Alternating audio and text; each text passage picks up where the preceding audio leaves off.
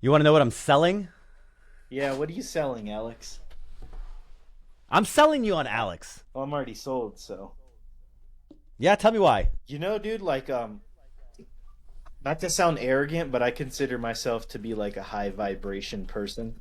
And also I think that I do things like in the top 1 to 2% of ways when not when it comes to like just generating income, but like just carrying myself as a man. And when you meet other people who do the same, you kind of instantly realize, oh yeah, that's one of those people, and you're one of the few that I've noticed has never strayed from honesty and has always been true to yourself, dude, and I respect that a lot. That's a tremendous compliment. Thank you, actually, and coming from you because I share the same amount of respect. You've done a lot. You've done you've done more than me in a fraction of the amount of time. Uh, I would like to. How can I say this? Not as an exercise. Like I don't want to give you a task, but I would challenge you because not because I think it would benefit. How do I say it? I want to challenge you to define what that means, what that frequency means. I would challenge you to be able to put it in words, and I don't say that as like a as an like a an elder telling somebody younger like, hey, this is what you should do, as much as I know what you mean, and I'm trying to take that idea and a little side project I'm working on. I'm gathering people in a little kind of like Dave did, right? Kind of like Dave did. Hey, I have the War Room, or I have Military to Millionaire. And you try to collect the right people, and so I've been collecting certain people over the years, and then now I have a little private WhatsApp group, two private WhatsApp groups of certain people that fit a frequency, as you called it. But that is it's hard to be effective at collecting people if you don't know how to define what it is that you're trying to either attract towards you or the right people. And you can do it with rudimentary things like Dave does a really great job. Military people who want financial freedom, military to millionaire, military real estate investors who want to like go to the next level, right? Like advanced war room. Okay, that's good. But I don't think that's what you're talking about. You're talking about something more philosophical. Absolutely, yeah. Right. So, and I say this not as a challenge to you, but as a challenge to both of us because I'm working on it too. How do you define those things? And I actually have I've made some interesting progress, but how do you define the things that are the people that are right for you, the people that you say, hey, you carry yourself? It's like, I hear you, but if you could define it, I think you'd be a lot more effective in the long run. Maybe not right now. You don't know what to do with it maybe right now, but like, Adit, how do you spend the next 20 years with the right people? If you could That's just so. find, go ahead, sorry. No, no, you nailed it, dude. That's my next newsletter. So that's on the news. That's going in the newsletter bank for sure, or blog post. Because, dude, you're right. So one thing. So it's interesting that we're talking about this kind of side, but also parallel. I'm getting majorly fucked by a business partner right now, and because of that, I have kind of now had a like very 2020 retrospection. These are the right people, type of thing. And that definition is becoming more and more refined because what I found is number one, you can't ever do it alone, bro. And that doesn't mean necessarily like me and you have to into business together, but you absolutely need something like what you're describing, like that private WhatsApp group, that think tank of people who you trust, and also they are on the same frequency that you are. And just from like you said, like a carrying yourself thing, but something that I like to look for in people and that I value in myself and you as well is the appreciation of philosophy. And it doesn't necessarily have to be like a I'm seeking a formal education in philosophy, but also just like, no, no, I'm looking for a deeper meaning to things in general, right? I'm looking for a deeper meaning to life. I'm looking for a deeper meaning to business, a deeper meaning to connection. And I'm learning that from philosophy, be it by creating my own philosophy derived from things that I read. Reading is a big one for me, reading and YouTube. But yeah, so that's kind of one thing that I look for in people, man, for sure. I think that's going to be on the list. Yeah, oh, I've spent a lot of time reading philosophy, probably, certainly, guaranteed more than most, but probably in the top teeny percentage, just because I don't care to read. I don't read business books, and I don't like. I like the abstract ideas, and again, I've made some interesting progress. There's ways you can sort of self you can allow people to self-filter if they share these ideas by some of these are like personality tests. I found that you start doing these personality tests and you're like, you know what? This I'll say a blanket statement right here. I like Myers-Briggs N's. I don't like S's. Well, the data suggests, I don't know if this is true or not, but the data suggests that 75% of the population is S's. So I'm like, okay, that's a good filter right there. Boom. Because the N's like abstract concepts and the S's like what's in front of them that they can, like tasks that they can do in front of them. And the world needs both. This isn't a value criticism or any kind. It's just like if I want to talk with people, I want to talk with people who are going to discuss the abstract meaning of things. And that generally means N's. In fact, that's why Miss Kate and I think, communicate in our relationship so well because she's a high N, higher than me actually. Me and my girlfriend are also both N's, so Yep. that's cool. Yep. Yeah. So yeah, something to think about, and we'll have to talk. We'll have to talk off chat about what I'm putting together. But there's some interesting things, both public and private, like WhatsApp groups that I'm collecting. Nice, dude. Yeah, I'm mainly here, bro. To your point, Because I'm mainly here because I had a. I'll tell you a little quick story. Jesus, my computer is just going crazy. tell me. I'll tell you a fun little story. I won't monologue. Hang on. My computer just won't stop. In December, I did breath work. You ever done breath work? I have, yeah.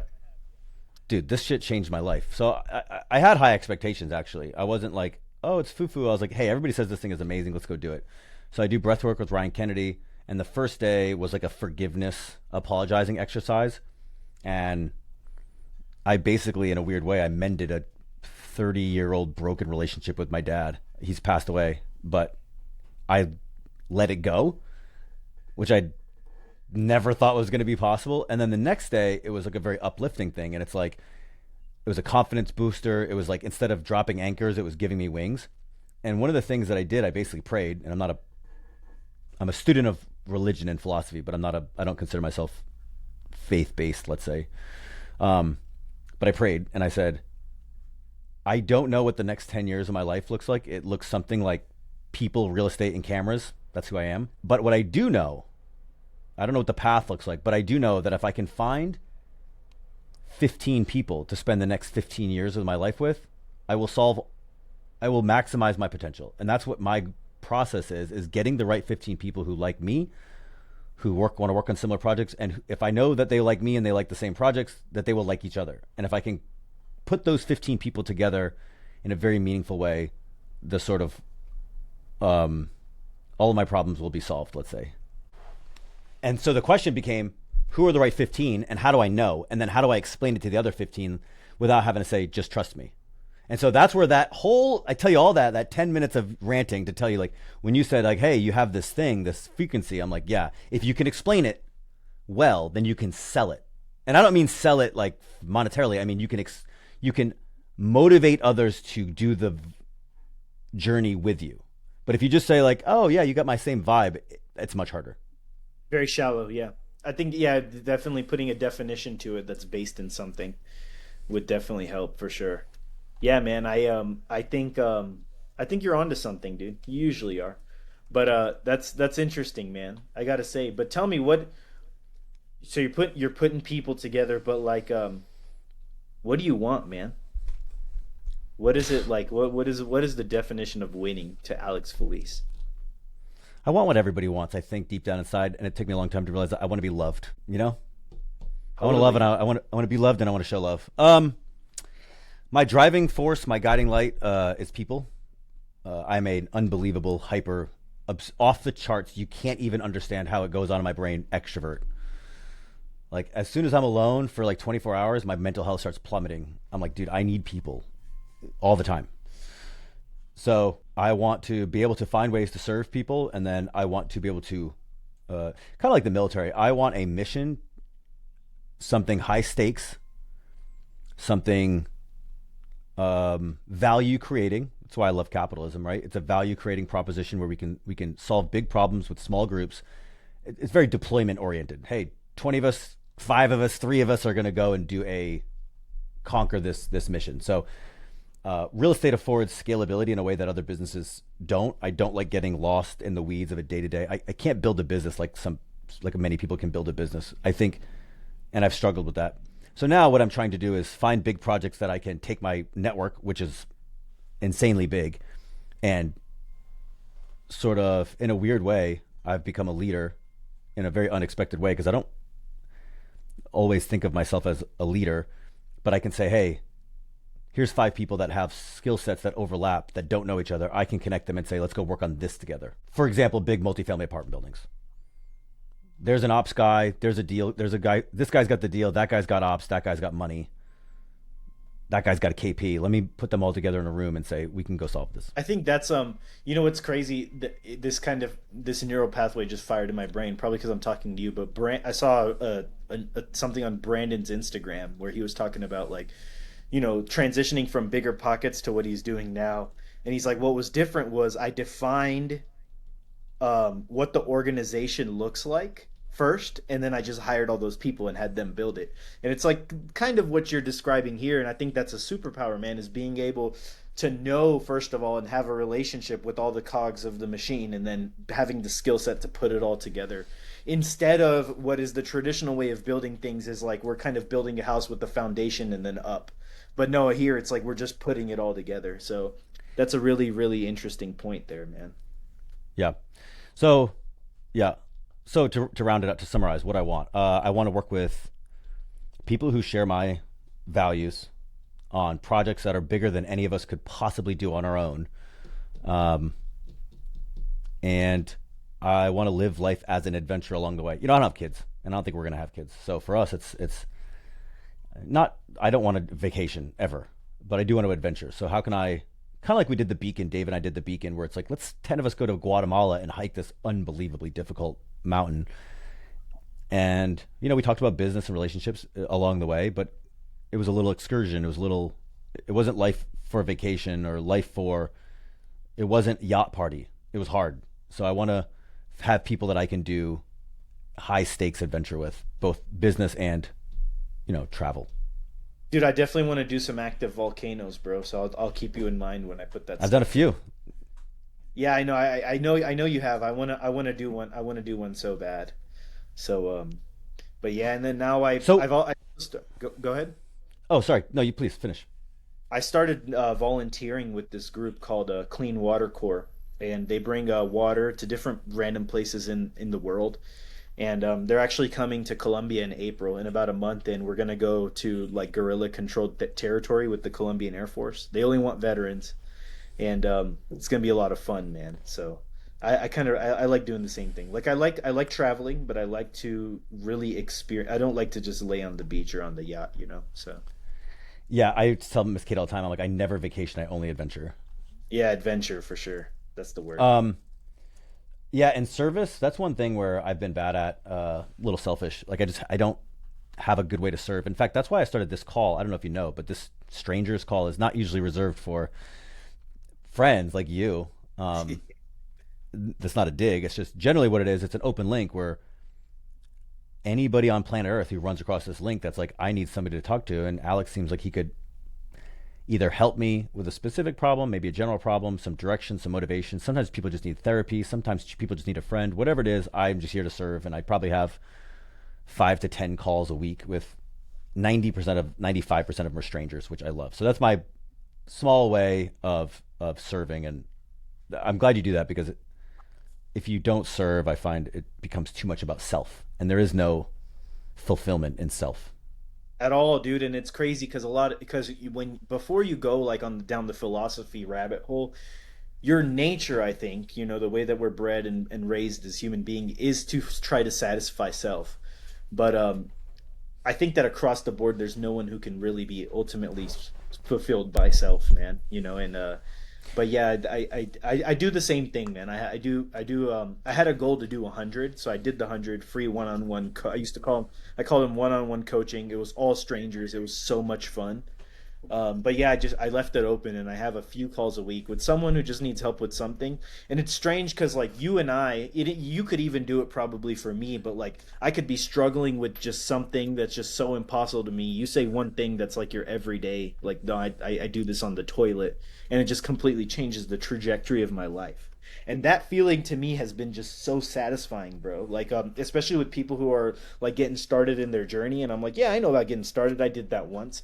Here's what you're doing wrong. And they're like, a month later, they call me. They're like, dude, I'm under contract on blah blah blah. It's because you told me this, and I'm like, huh, that's awesome, man. I had So a girl yesterday. I talked to her a few months ago. She's like, "You talked to me 6 months ago. You said I'm not being aggressive enough. I'm being too passive. I'm playing defense." So I went on the offense and I bought 5 deals in the last 6 months. And I'm like, 30-minute call. I didn't say anything. I just sometimes a person just needs a sounding board in a weird way. And I think about it. Sometimes I call it public therapy. Call this public therapy. And I'm like, I'm not doing anything special. Sometimes you just need somebody outside of your organization, your social like norm, to say, yeah, you can do it. You're the only one getting in your way. You can do it. You know you can do it. You think you can do it, and you're just afraid of somebody else's opinion, or you're afraid that whatever. Life is hard. Like I get it. I'm guilty, but sometimes you just need that outside person to tell it to you straight. Somebody like me, who I tell everybody everything straight, but somebody who's not going to judge you. I'm also not going to sugarcoat it for you. I'm like, this is what you need to do. Take it or leave it. But like, I'm not saying it to appease you, and I'm not saying anything to hold you back. I want you to succeed. So it's interesting how just weird nudges can change the trajectory of your life. And the majority of my mentors have not been organized coaches or organized mentors, people who I asked to be a mentor. It's just people who I had their cell phone number and I could call them for advice here and there along life. And many people I've far surpassed in real estate, but yet I wouldn't be here without them. And so I want to be that person for as many other people as I can, which is just, hey, do you need a push? Do you need somebody to believe in you? Do you need somebody to tell you you're not crazy? Do you need somebody to tell you you are crazy? Do you need somebody to tell you that you're distracted and just to focus on one thing? Whatever it is, I think you need. It's like I want to be that person because so many people helped me without taking a dollar, without wanting anything. They just dropped into my life randomly and said, "Let me make your life better." And so I love being able to do that for other people. totally, man. And obviously, yeah, I will say the satisfaction of that, doing that and giving back. Like I call it being the guy who I needed, or who I wanted, to help me. But also from that, bro, like so much opportunity. For me, like specifically investors, like people are like, "Oh, you do this in San Diego, you're building this." And I'm like, "Yeah, like why are you doing that?" "Oh, well, I'm passionate about affordable housing. It's what I do. I can do it in my sleep. I love doing it." They're like, "Oh, well, do you have investors?" And I'm like, "Yeah, it's 100% private equity." We're like, "Oh, well, here's 25 grand." I'm like, "Okay." I didn't even pitch them, but just me. And I do think that the most meaningful investor relationships are built that way. Is like someone who's investing in me and not the deal. That's someone who I'll carry for life. So All my investors are that way. I've never done a paid ad or anything like that, and that's nothing, not anything. I just don't care. Oh, I haven't needed it yet. I guess my business model is not set up that way. So am. I'm also of the opinion. I have this old theory, like you don't need a lot of investors. You only need one. If Warren Buffett was your best friend, you'd only need one investor. He could fund everything you'll ever want to do. They're sitting on hundreds of billions of dollars of cash, maybe more. And there's a long list of people, an uncountable list of single individuals that could fund everything you want to do. Right now, we're about to put an LOI in on a deal. I'm like, I need $5.5 million in cash. I don't have it. I'm going to have to go to an equity partner who's going to raise it from private investors. Like, it's going to be hard. If I had somebody in my pocket, some relationship that's just like, I have $5 million all the time that I'll fund a deal with, and you meet him on here. I mean, that's likely is very, very, very unlikely. But that idea where it's like, well, what if you found 5 people with 1 million each, and then you're like, here, give me the money. I'll pay you a return, and then we'll do it for life. And then when, in 5 years, I'll give you, I'll give you 1.9 or 2x your money back. So it just gets twice as easy down the road. So I started this 6 years ago, just talking to strangers. I've done it on and off in different capacities, but I met all my. I did this once with a guy. He wanted to buy single family houses. I helped him buy 3 single family houses in my area, and then he called me up one day. He's like, "I got a 24 unit. It's a pocket deal. It came to me. I actually have all the money to close it. I'm just scared. Do you just want to do it together? And so that's how I got in my first multifamily. That's sick, dude. And That's then we so ended up buying a 52 unit together. yeah. I went down the syndication rabbit hole, got fucked by a business partner. I'll tell you about that offline. But now I'm at exactly what you're describing, just smaller scale. So all my deals are 2 million bucks or less, and it's only one or two people who fund the whole thing. And Love I it. just like it better that way. Number two is like I don't charge any acquisition fee, no project management fee, no property, no fees, right? It's just clean equity, no fees. Because I'm like, dude, one day I'm gonna be the guy writing that $5 million check. So here, or in my case, $1 million check. Here's the product that I would want to invest in. No dilution, just straight equity. Yeah, I hear you. I think there's definitely a problem in that model. And the reason is if you go south, they have no capital to pay somebody else to do it without you, which Yep. I I understand why you do it that way. I did my first deal that way. I will never do another deal that way because one, it's a lot of work. So I tell people straight up, I'm like, I'm going to work very hard for this and I'm going to get paid something for it. And if you don't pay me, as soon as I lose interest, you have no leverage to make me work. That's true. Yeah. So I want you to pay me, and I want you to pay me a reasonable amount, not a lot. Um, and I'm going to show you that I'll earn far more than you pay me, but you have to pay me. I think that in our case, right, it's different. Like for example, my next deal, I'm charging a below market property management fee, but not acquisition or anything. I just think the problem is that 70, I don't want to put a statistic on it, but the majority of syndicators or people who want to do syndication, they stop at that dopamine hit of making 150K on acquisition. Why is acquisition incentivized for them?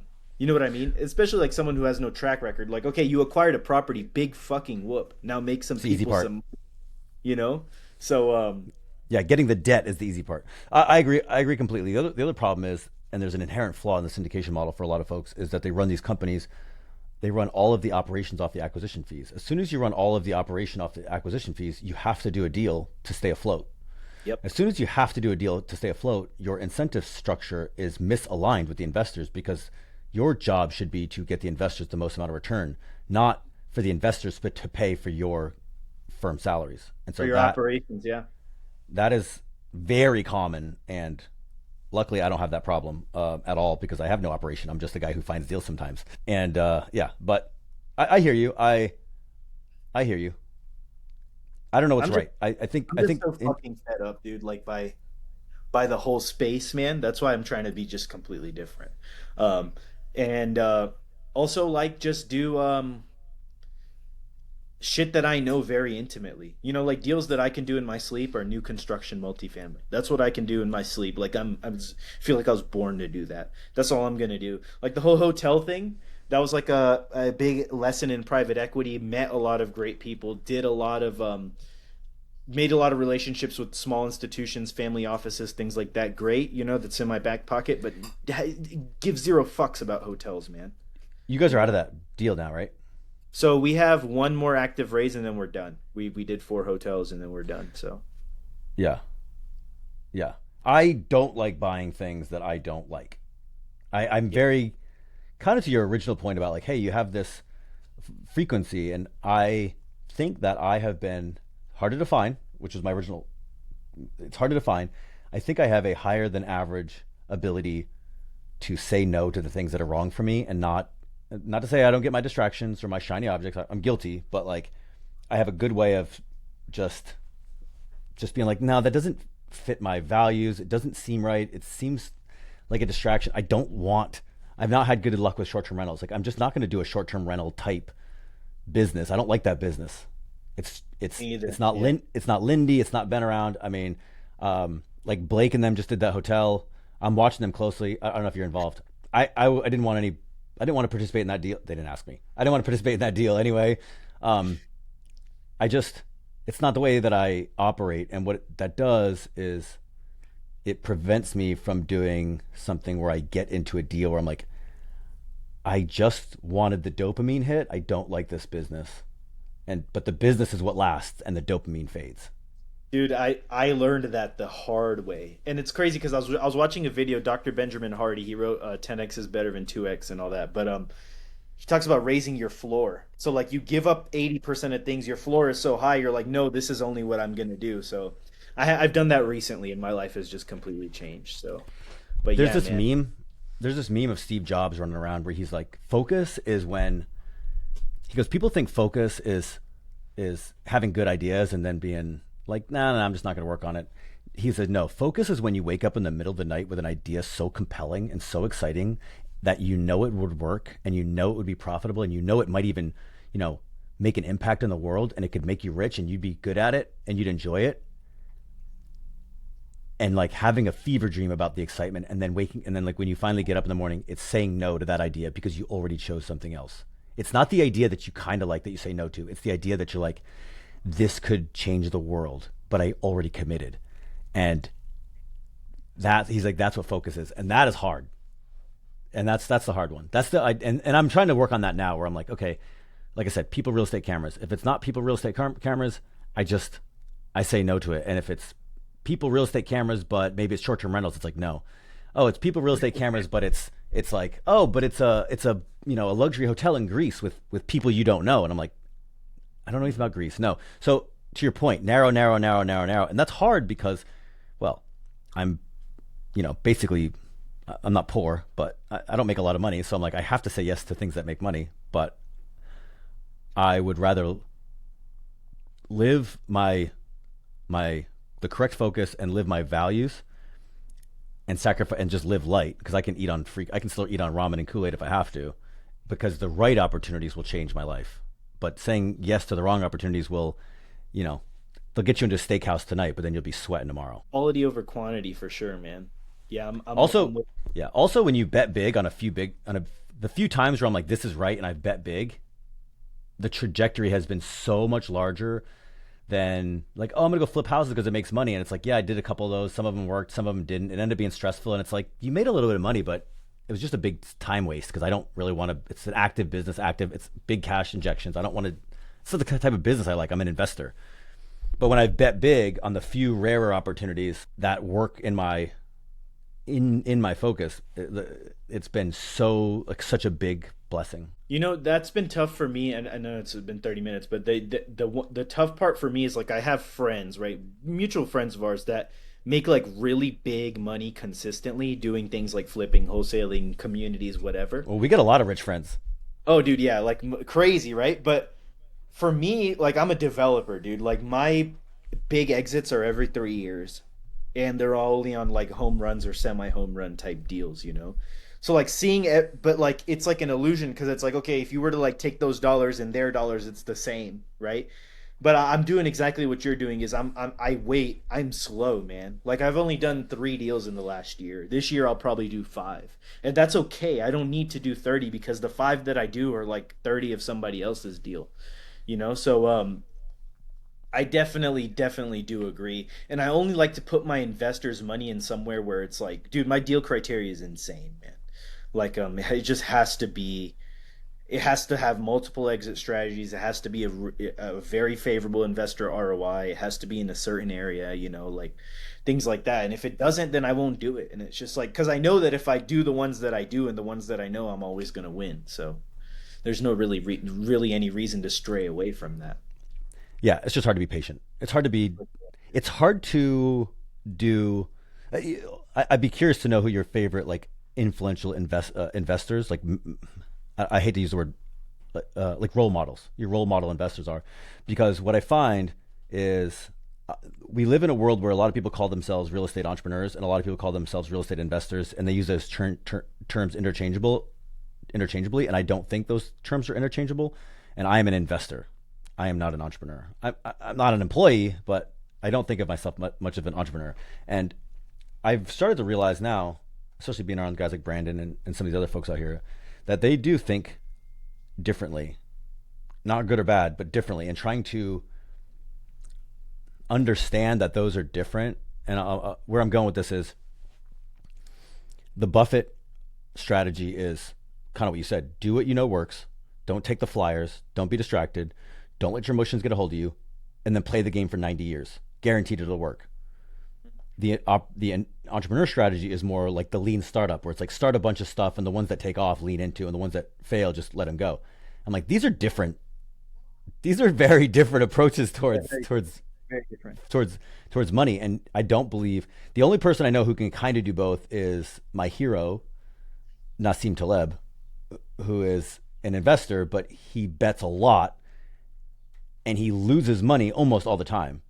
And then when he bets big, he's like, "Oh yeah, like Universa investments went up 4,600% in during COVID, right? And then the rest of the years it'll lose 10%." And so you're like, I can't, I don't have the stomach to lose 10% every year.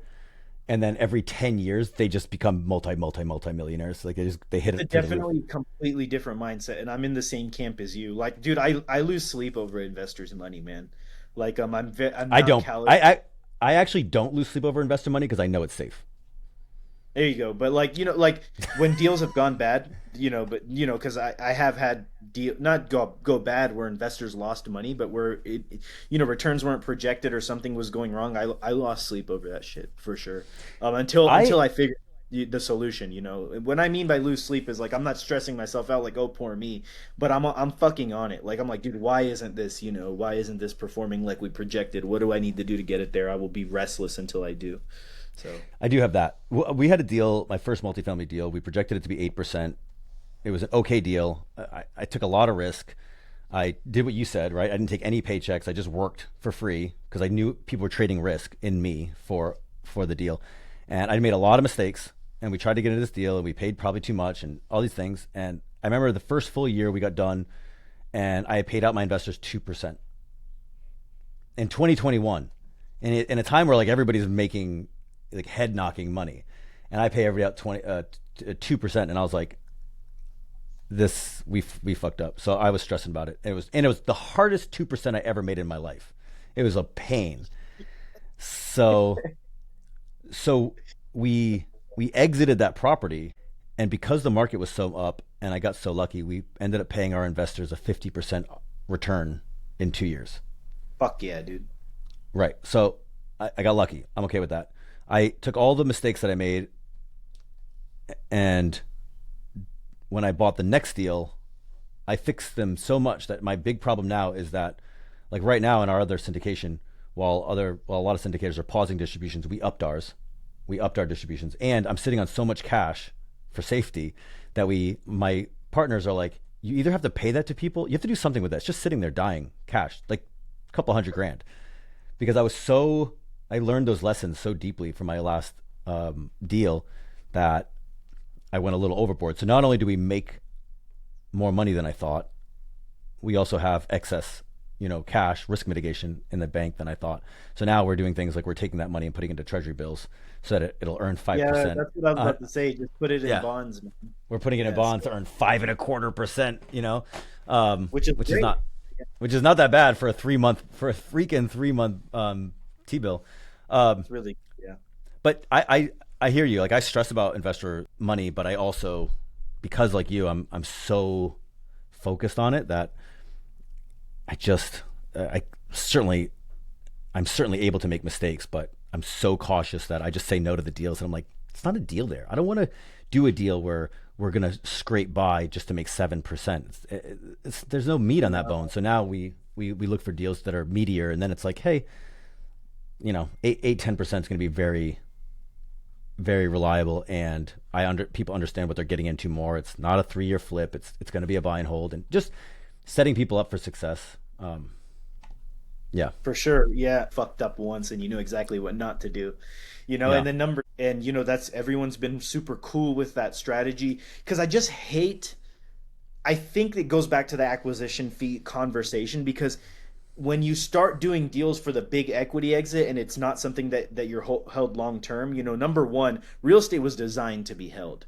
I just think that the nature of the asset class, when you're talking about we're buying and selling, you're not taking advantage of all the benefits of the asset class. And then number two, when you're designing a product that the only way investors make money is a big equity exit. Well, no, no, no. Now you're going back to, hey, we're incentivizing people to do deals just for the sake of doing deals, which is not how people make money. You also Well, look, I was in bank underwriting and commercial loans for a while, and I'll tell you, projections are a fancy term for guessing. Um, Yeah. so I can't tell you what's going to happen in 5 years. People say like, "Oh, rates will definitely be lower," and I'm like, "Definitely is a strong word, my friend. It's a strong word, and a lot of people are paying the price now for their missed projections. Right? I don't know how much you watch the syndicator market, but it's struggling right now, Oh yeah, and they're getting spiked. they're getting smashed. And so it's like, you know who did good in this? Jay Scott. He's like, I just went and we had a big enough portfolio that we could go to a bank and get 30-year fixed rate debt on all of our properties at 5%. And that was a little higher than the 4% we could get from Fannie or Freddie, but it was 5% 30-year fixed on a $90 million portfolio. So we're just done. Now everything just cash flows. We're not going to have a big exit. You're going to get cash flow forever. And when you want to get out, we can, do periodic recapitalization events and exit you out. But we're just going to sit on this. And yeah, real estate is like the least liquid asset class. It's not designed to be flipped. It's expensive and hard to buy and sell the property. The less you can do transactions. In fact, that's the number one reason why I like multifamily or just bigger properties in general is like, how hard is it to get 100 single family homes? How many transactions is that? How many title attorneys is that? How many loans is that? How many bankers is that? How many inspections? Tenants, and it's so much. And then fucking roofs, and how many, short trips to each different property is that, and addresses and keys. It's like one apartment complex. Done. Yeah. Done. What are we doing here? And I know that's not apples to orange, apples to apples. Like, I understand that there's other meaningful differences, but the transactional complexity of real estate makes it, to your point, it's hard to buy and sell quickly. That's why people like day trading. I'm like, that's why day trading can be so lucrative, because you can get in and out during the swings. But if it's not liquid, it's like, dude, selling a property. It worked from 2012 to 2020. It worked because real estate was so underpriced. And they pumped so much subsidization into the market that when it finally hit, people that were holding, it just went up. And now we're at a long-term market. It's going to be a very, very lucrative product with a reasonable return on investment that is fairly stable against, short-term swings. And if you sit on it, Yeah, if you sit on it, if you should, if you're, yeah, and then so number one is holding long term, like you said, and number two is actually adding value, like real value add, real meaningful, maximization of an asset. The way I do it is by adding more units. Like, I'm an infill developer, but like people who were going into apartment buildings and just like, we're going to do no renovations, just build back utilities and then put it back on the market. Like the days of that are so far gone. Like, I'll give you an in-between. We're going to buy this property. We're not going to do much value add. The property's good to go. It's being mismanaged by quite a margin, right? It's being mismanaged by my estimations, about 25%. So if I can get a 25%, it's just, they're paying 10% too much in expenses and the rents are probably 15% too low. So I'm like, I can fix that. So I'm just going to go in there. I'm going to fix that. And then we're going to make our 10% per year, like fucking clockwork.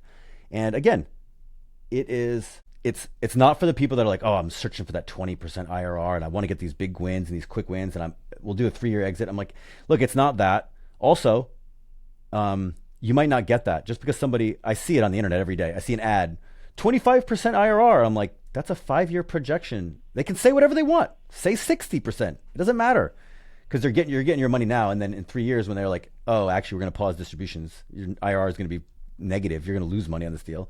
Then, here I am sitting around. I'm like, I'm only making 10%. Sorry, it's not so sexy, but it's like dead ass reliable. So I just think it finding the deal, finding the asset class that you like that fits your model, and how many 10% deals can I just go find and collect them like Pokemon and get a big portfolio, and find the right investors, because not everybody, like, a lot of people are going to listen to this and be like, dude, I want to invest with Adit. He knows his stuff. And I'm like, dude, go for it. And then some people are like, I don't want to invest in California and multifamily and new build. And it scares the bejesus out of me. And there's enough investors for both. So I also, after I've done enough deals, I'll say this. I'm curious what your thoughts are.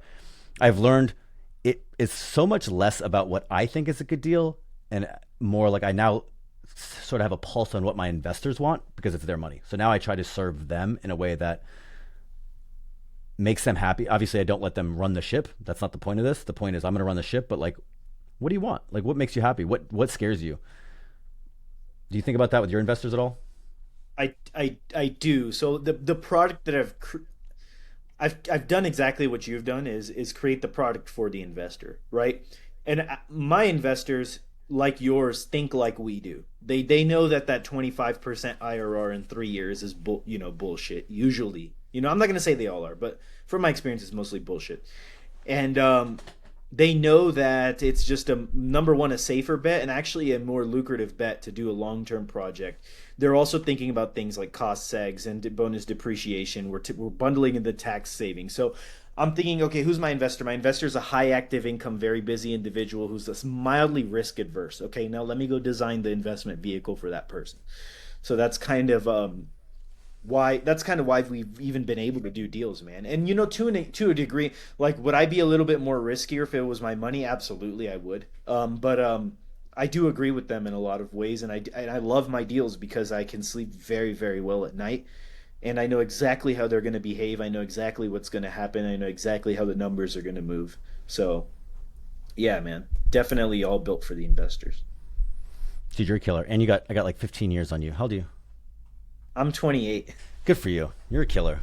Good for you. Dude, I hope that I can get to where you're at by the time I'm your age, man, and then we'll be gravy. I think you have more than me. I mean, in terms of financially, you probably have more than me. Yeah, but dude, Um, what you have is that like you have a really really well developed muscle. I don't know what to call it. I think we need to research that a little. Dude, I don't know what it is, man. But it's something that I really admire about you is like you are so obvious that you have 15 years of studying like um a lot of shit, man. Like I don't, like it's just I don't even have the words like it's so rudimentary wisdom. like how I describe it, but dude, like Wisdom. I think it's philosophy, bro. I think It's it's just your wisdom. It's very, not very philosophy. It's wisdom, wisdom. boom. Wisdom, dude. Yeah, boom. There you go. Yeah. Philosophy is like theoretical. Wisdom is philosophy and practice. There you go. And I'll give you another one. History is philosophy and action. That's why you got. That's why I study both, philosophy and history. Um, I also think that underwriting background is interesting of yours, and I think that you have something very unique to offer with that background, man. yeah. Well, I'll say this too.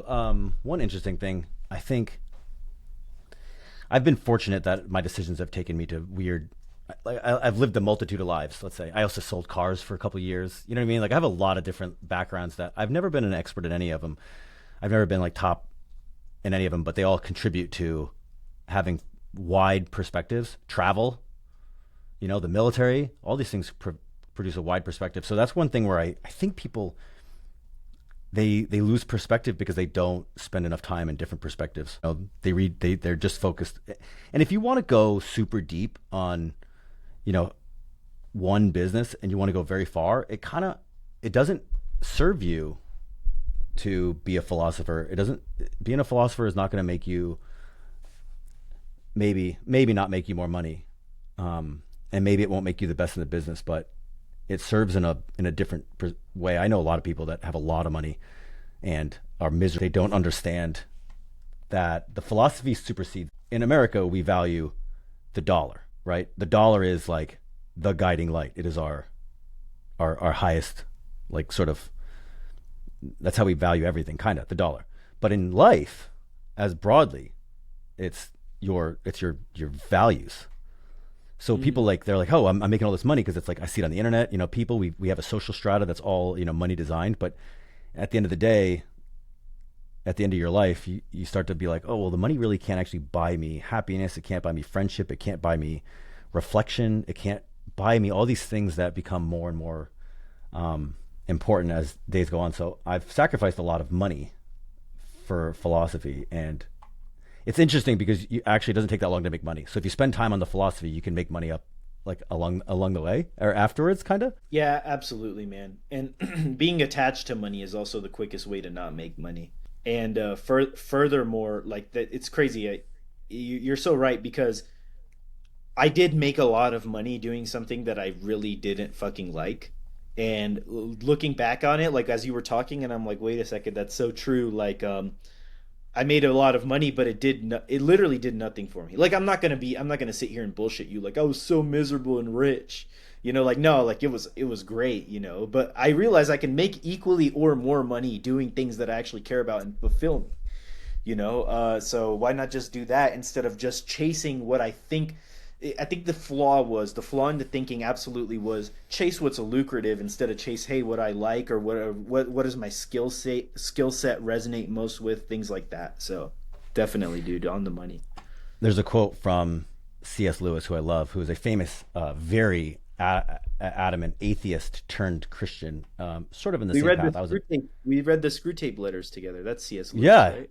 yeah, yeah, Yeah, yeah, yeah. Great book. I that was think a about that book a good lot. freaking book, man. Yeah. He wrote another book called Mere Christianity, and in that book, he has a quote. I save all these quotes that I like on a Notion doc, and he says, "All that we call human history: money, poverty, ambition, war, prostitution, classes, empires, slavery, all are the long, terrible story of man trying to find something other than God, which will make him happy." And I think about that one a lot too. That is a good one, bro. Not that I'm very I've actually godly, been but I've actually been on a I don't I grew up Hindu, but I don't really identify really, I guess, with the religion. I'm on my kind of own spiritual journey, but I have become more spiritual recently and have found a lot more fulfillment in that way of thinking because I was a very much a devout atheist, especially when I was in the military. And same, bro. It's dude, I it's was a just I was looking for it in all the wrong places, as yeah. most military guys do. But Atheism is yeah, atheism is unfortunately a journey that will make you very proud to go nowhere. yeah, dude. Yeah, Yeah, dude. That's a good quote right there that you should put in the freaking Notion doc, man. that's one of mine. Yeah, Quote, man. Very proud to go nowhere. yeah. I'm in a weird space with religion. So philosophy and religion are the exact same thing. But you can't tell that to the religious folks, and the philosophy folks don't like to hear it either. But they're the exact same thing. But when I sort of got over that, and I was like, oh, these are the same. This is just how to live. It opened me up a lot to being able to engage with doctrine, whether it's Hindu or Christian or like Stoicism, like engage with these things without having to, call myself, hey, I'm either a Christian or I'm a Jew or I'm a Muslim or I'm a Hindu. Like I don't have to box myself in to appreciate that a lot of these stories, a lot of these philosophies, both one, they overlap, and two, they can be useful without having to like I don't have to be born again to know that Jesus said some smart things and to appreciate them and to live by them. Dude, for sure. You nailed it, man. All right, well, dude, this is great talking to you. How can I serve you? What do you need? What are you working on? What's the biggest problem you got right now? Man, I'm just honestly, dude, I really just wanted to say hey. Say what's up. Oh, dude, I am looking for community, man. Like I need some good people around me. So I have two That's things really going on. One of them, I told you that list. Remember I told you there's a list of 15 people? I woke up from the breath work and I had a list of 15 people that I want to spend the next 15 years with, and you're on it. Did I tell you this? way. Yeah. So I'll What? talk to you about, Dude, uh, yeah, dude, that's sick, Alex. dead ass. That's not even in fact, hang on a second. Oh, this is like, okay. This is kind of, I can't really, I'm going to be brief just so you know that I'm not bullshitting you. That's so cool, man. You just made my fucking day. Damn, dude. Yeah, that way you know I'm not bullshitting you.